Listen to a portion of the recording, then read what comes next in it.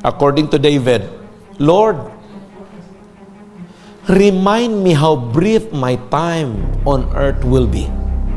Pahinumdom mi ko kanunay Ginoo, unsa kamubo ang akong panahon sa kalibutan. Kwintaha ang imong kinabuhi by 10. Dali ra kayo subayon.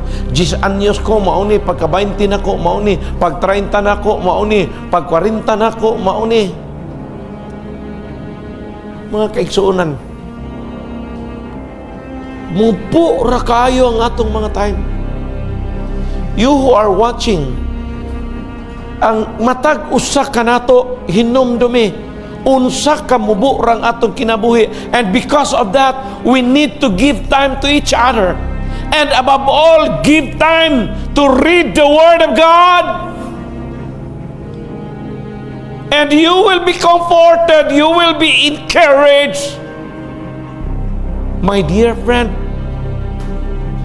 tagai og panahon ang imong Ginoo. Remember, we could never finish the work, or else the work will finish us. Actually, no.